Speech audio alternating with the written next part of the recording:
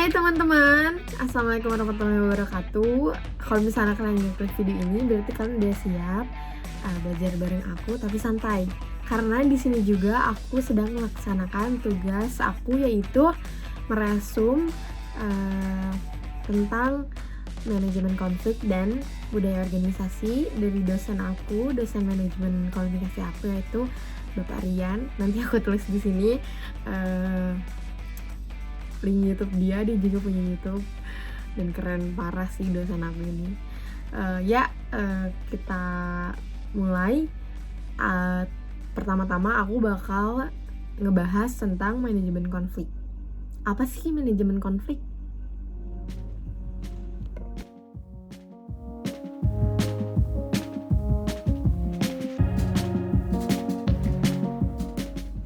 Nah, menurut pandangan saya pribadi, manajemen konflik itu adalah sebuah proses yang dilakukan oleh seseorang di dalam konflik tersebut guna untuk mengendalikan situasi dan kondisi agar konflik tersebut terselesaikan dengan baik dan benar.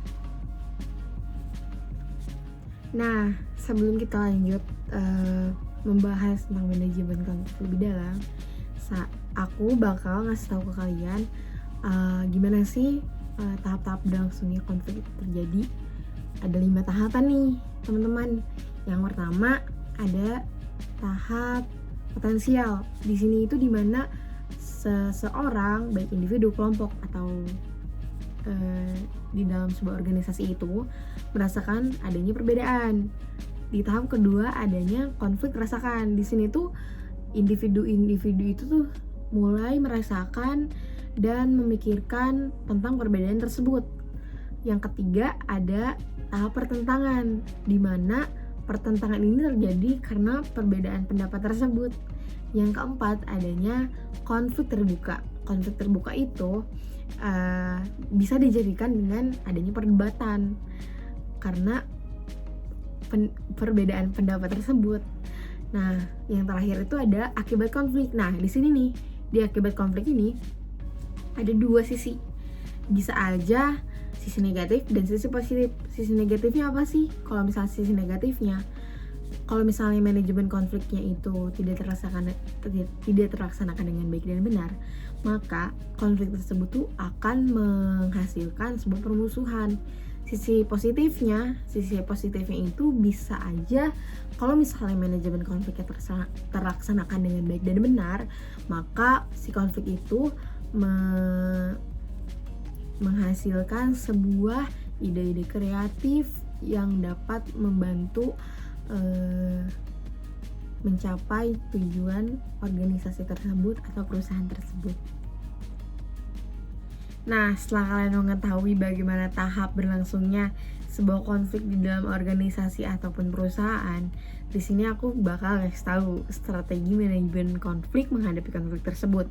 Ada 5 tahapan. Yang pertama pengenalan, diagnosis, yang ketiga adalah menyimpulkan solusi, yang keempat pelaksanaan, yang kelima evaluasi. Nah, di tahap pertama yaitu pengenalan, kita sebagai pelaku manajemen konflik wajib mengetahui siapa yang terlibat dalam konflik tersebut dan apa respon lingkungan sekitar pada konflik tersebut. Nah, ini tuh penting banget di dalam strategi manajemen konflik.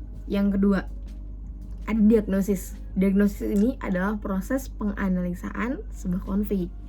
Di tahap ketiga ada yang namanya menyepakati solusi. Setelah kita tahu siapa yang terlibat, bagaimana konflik ini terjadi, awal mulanya seperti apa, nah kita tuh harus menyimpulkan sebuah solusi agar konflik ini tuh tidak berlangsung lagi atau agar konflik ini tuh terselesaikan. Di tahap keempat ada proses pelaksanaannya. Setelah kita mendapatkan solusi dari proses menyepakati solusi itu, kita tuh wajib melaksanakan solusi tersebut agar konflik terselesaikan. Dan wajib diingat bahwa dalam menyepakati solusi, usahakan agar solusi itu tidak menimbulkan konflik yang baru. Setelah kita melaksanakan, ada tahap kelima yaitu evaluasi. Evaluasi ini dimana kita tuh dimana kita itu menilai apakah solusi yang kita berikan dijalankan dengan baik dan benar atau tidak. Dan bila mana ada konflik yang terjadi lagi, itu kita lakukan pendekatan perusahaan agar masalah tersebut terselesaikan. Oke, sekarang kita lanjut ke macam-macam agar kita manajemen konflik. Itu ada 6. Yang pertama itu ada avoiding. Avoiding itu apa sih? Pelaku manajemen konflik itu cenderung menghindari konflik tersebut supaya tidak berkembang. Yang kedua ada namanya akomodasi. Akomodasi itu apa sih? Akomodasi itu cenderung kita gitu nanya gitu ke yang terlibat konfliknya, dan kita tuh mengumpulkan pendapat yang terlibat konflik tersebut, dan kita menyelesaikan, tapi itu tuh enak di salah satu pihak yang terkena konflik saja, jadinya itu tidak menyeluruh, maksudnya tidak melibatkan semua pihak. Yang ketiga ada yang namanya kompromi ini itu tuh dia itu menunjukkan saran dari semua pihak. Itu nanti tentu solusinya. Itu kompromi itu itu semua pihak itu terlibat dengan suatu penemuan solusi. Nah, yang keempat ada kompensasi itu dimana yang terkena konflik atau yang kan ini ada orang yang berbeda pendapat, mereka itu masih diberikan kompensasi. Nah, siapa yang lebih bagus atau yang lebih benar itu diambil. Kalau misalnya bisa kelemahannya di sini itu bila mana salah satu pihak lebih kuat tuh, maka pihak lain itu dikalahkan. Terus yang kelima ada namanya kolaborasi. Kolaborasi itu apa sih? Kolaborasi itu yang berbeda pendapatnya itu ada di satu solusi. Nah, dalam hal ini itu adalah semua pihak bekerja sama untuk mengakhiri konflik tersebut dan mendapatkan solusi. Yang terakhir itu ada yang namanya conglomeration. Conglomeration itu dari lima aktivitas tadi itu gitu. Baik untuk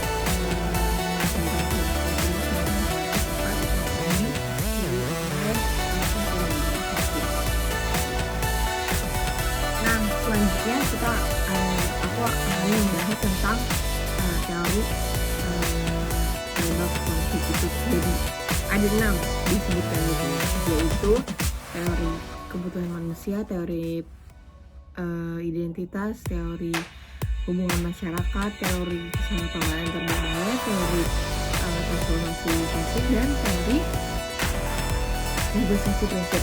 Pertama, aku bakal ngebahas apa itu teori kebutuhan manusia. Menurut kebutuhan manusia ini pasti terjadi karena kebutuhan manusia yang sangat ekonomi dan sebagainya. Di sini tuh biasanya kayak misalnya kita udah ngasih aset banyak ke perusahaan, tapi perusahaan untuk menjalankan programnya itu sangat sedikit, tidak setara gitu.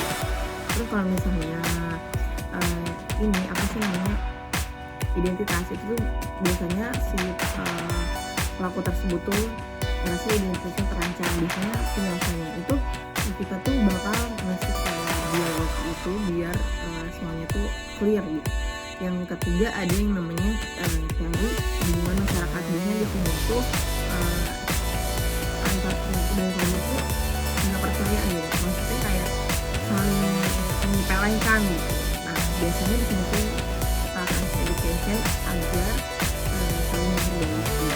Terus yang keempat ada teori kesalahpahaman budaya. Nah, di sini tuh biasanya kelompok itu respon.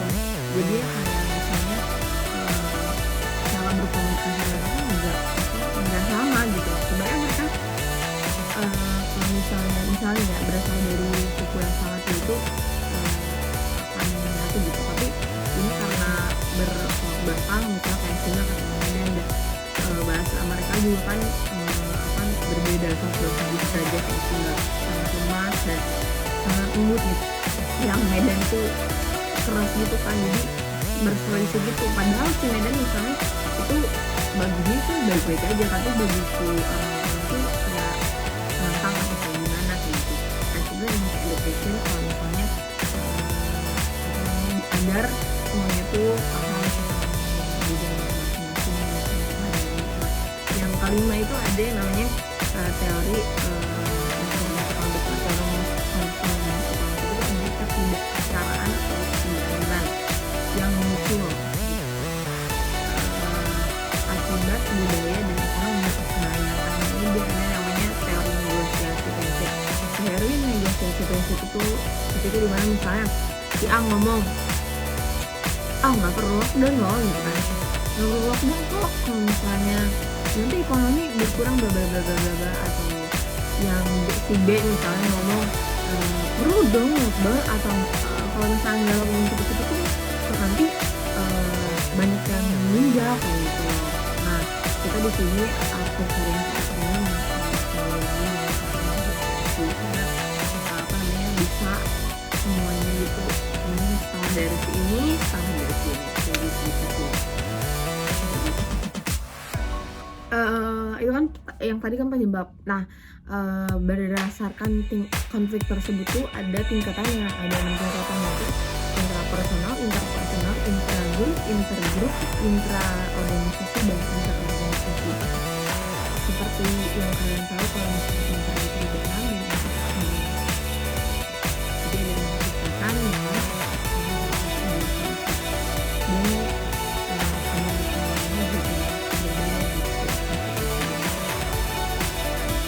dan aku menjelaskan tadi strateginya dan konflik itu seperti apa. Nah, manfaat manajemen konflik sendiri di perusahaan itu untuk mengembangkan sebuah kreativitas di karyawan-karyawan yang akibat konflik tersebut dengan pemanajemenan konflik yang baik akan menghasilkan kreativitas gitu. Terus juga manfaatnya itu adalah evaluasi. Nah, biasanya dari konflik tersebut peran manajemen konflik itu mengevaluasi kekurangan kinerja dari karyawan-karyawan tersebut. Nah, tujuan dari manajemen konflik sendiri itu adalah untuk mencegah adanya perselisihan di dalam organisasi tersebut dengan menerapkan rasa toleransi yang tinggi, dan ini tuh dilakukan agar tujuan atau visi dan misi perusahaan tersebut tuh bisa tercapai dengan sebagaimana mestinya.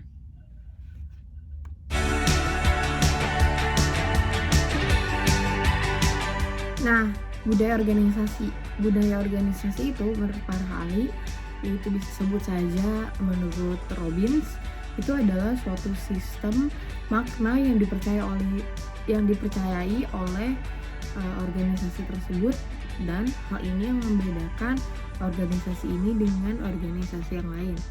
Nah, ciri-ciri dari budaya organisasi itu apa aja sih? Nah, ciri budaya organisasi menurut Freeman and James itu ada 8. Apa aja sih? Yang pertama ada yang namanya kecenderungan untuk bertindak. Yang kedua dekat dengan pelanggan. Yang ketiga itu ada yang namanya otonomi dan kewirausahaan. Yang keempat produktivitas. Yang kelima ada merangsang sebuah nilai. Yang keenam ada bertahan dalam sebuah nilai tersebut. Yang ketujuh ada bentuknya yang sederhana dan sifatnya ramping. Yang kedelapan ada sifatnya yang longgar sampai ketat simultan. Itu menurut Freeman and James. Nah, pasti kalian kepo kan apa aja sih sumber pembentuk budaya organisasi tersebut. Nah, yang pertama itu adalah pendiri organisasinya, yang kedua adalah pemilik organisasinya, yang ketiga adalah manusia asing dari luar organisasi, yang keempat adalah luar organisasi, yang kelima adalah stakeholder, yang keenam adalah masyarakat. Itu sumber pembentuk budaya organisasi. Nah, dalam budaya organisasi tentunya kalian mau dong kualitas budaya organisasi kalian tuh baik.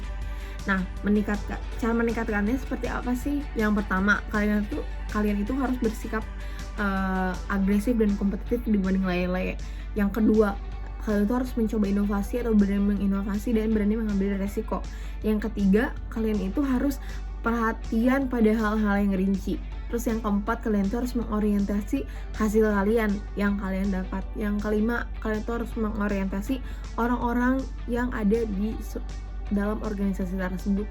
Yang keenam, kalian tuh harus mengorientasi tim-tim tersebut supaya tidak ada kesalahpahaman dan lain sebagainya. Yang terakhir adalah stabilitas. Maksud stabilitas itu apa sih? Semuanya itu stabil atau setara. Maksudnya nggak ada yang satu gini, yang satunya lebih gini. Jadi semua itu harus stabil atau setara, seperti itu. Itu insya Allah budaya organisasi kalian menjadi lebih baik bila kalian menerapkan 7 hal tersebut. Dalam proses pembentukan budaya organisasi pun tentunya tidak cepat dan tidak mudah tentunya. Ini ada 3 tahapan, yaitu pertama adalah kontak budaya, yang kedua adalah benturan budaya, yang ketiga adalah penggalian budaya. Dalam hal pembentukan budaya organisasi ini butuh yang namanya waktu yang lama dan butuh waktu juga biaya yang cukup banyak untuk menggali nilai-nilai yang ada dalam organisasi tersebut. Nah, budaya organisasi tersebut memiliki 4 jenis. Yang pertama adalah peran, yang kedua adalah tugas, yang ketiga adalah kuasa, yang keempat adalah atomistis. Apa sih yang disebut dengan budaya peran? Budaya peran itu biasanya memiliki ciri di mana pengelolaannya secara ilmiah dan memiliki disiplin yang tinggi. Yang kedua ada yang namanya jenis kuasa. Biasanya misalnya di sebuah lingkungan yang memiliki pemikiran yang sama, itu di tengahnya itu ada seorang tokoh yang mempunyai kekuatan dalam berbicara dan pastinya intuitif. Yang ketiga adalah jenis tugas. Misalnya kalau jenis tugas itu mereka itu latar belakangnya beda-beda tapi memiliki tugas yang sama, seperti misalnya guru. Misalnya mereka itu kan dari sarjana ekonomi, sarjana fisika, sarjana kimia, tapi mereka memiliki tugas yang sama di dalamnya, yaitu mengajar, seperti itu. Yang keempat itu adalah namanya atomistis. Nah, atomistis ini itu perkumpulan orang yang memiliki minat yang sama atau visi yang sama, seperti itu. Budaya organisasi ini tuh menurut aku ya sangat penting karena ini tuh dapat mempengaruhi karyawan-karyawan di dalam perusahaan, baik seorang yang ada di dalam sebuah organisasi, karena berdasarkan fungsinya budaya organisasi itu dia itu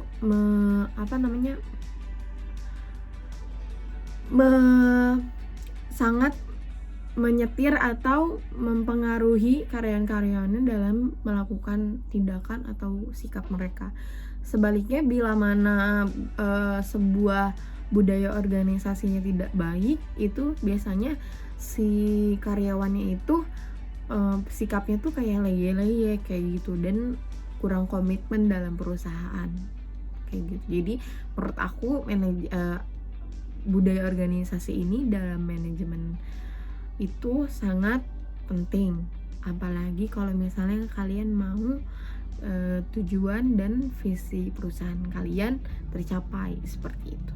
Nah, dalam budaya organisasi itu sendiri tuh ada yang namanya 3 simbol. Yang pertama simbol logo, yang kedua simbol perilaku, yang ketiga simbol verbal. Simbol logo tuh kayak gimana sih? Simbol logo tuh misalnya kalau misalnya kalian lihat warna hijau dan ada lambang timbangan, biasanya kalian ingat apa? Pegadaian kan? Nah, kayak gitu. Terus simbol perilaku tuh misalnya kalian masuk ke toko nih. Misal kalian matanya ditutup nih, masuk ke toko. Terus ada yang ngomong, "Selamat datang di Indomaret." Nah, kayak gitu. Berarti kan kalian udah tahu, oh iya ini Indomaret gitu. Nah, itu tuh budaya-budaya dalam sebuah organisasi atau perusahaan. Nah, yang ketiga itu adalah namanya budaya verbal. Budaya verbal tuh kayak gimana sih? Kayak jargon misalnya, apapun makanannya, minumnya teh botol sosro, kayak gitu. Mungkin ya kayak gitu. Pokoknya jargon atau nama-nama kayak gitu, mungkin kayak manajer atau kalau misalnya ini kepala divisi, seperti itulah pokoknya. Nah, gitu aja pembahasan atau resume dari aku tentang manajemen konflik dan budaya organisasi. Mohon maaf bila ada kesalahan, karena manusia itu tempatnya salah. Terima kasih banyak kepada Bapak Rian yang telah banyak memberikan materi agar murid-muridnya bisa dan memahami materi tersebut. Terima kasih banyak Pak, dan sukses terus. Pokoknya kalian yang menonton ini, semoga ini bermanfaat buat kalian dan kalian bisa menerapkannya dalam organisasi kalian atau perusahaan kalian. Nah, wassalamualaikum warahmatullahi wabarakatuh. Terima kasih teman-teman.